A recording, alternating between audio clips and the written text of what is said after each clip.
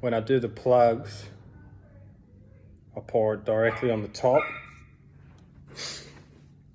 and I let it soak in as best as possible. That's the easiest way, I think, to get rid of all the bubbles straight away.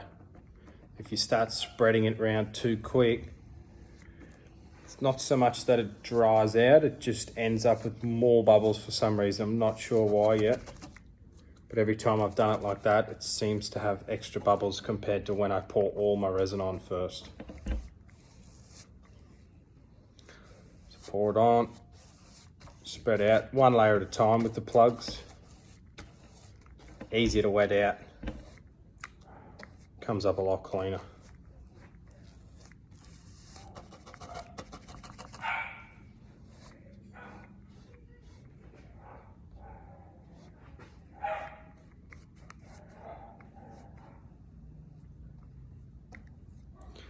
You might always get one or two little bubbles, but there's no reason why you should have big air bubbles around the plug.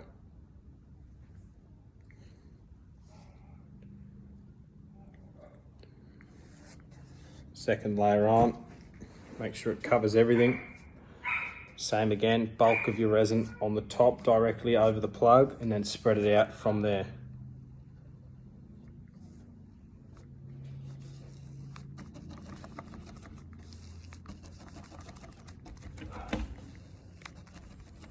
Spread it, dab it up and down with the brush.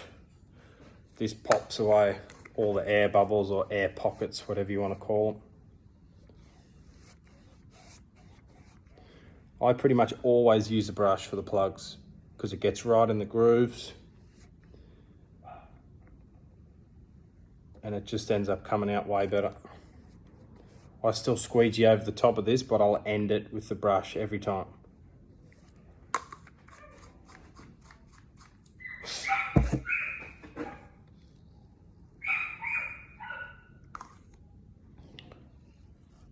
Scrape away any excess.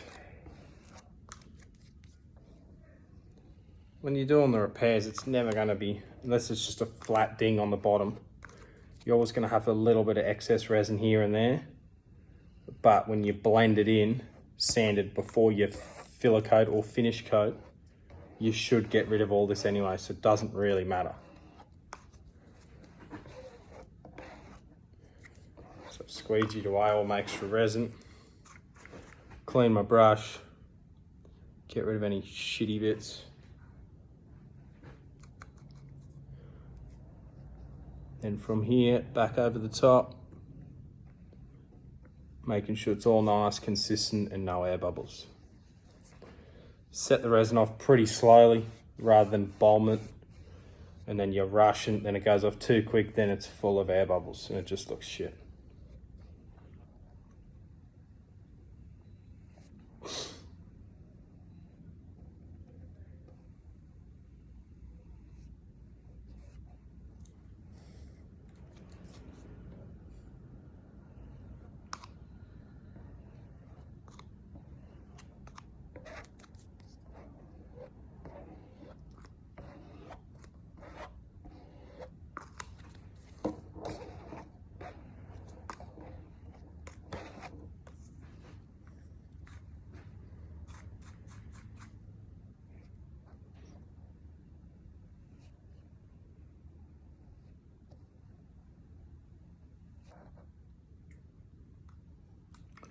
There you have it.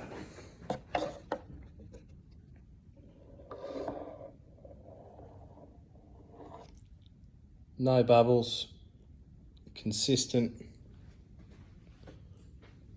even, nice flat patches.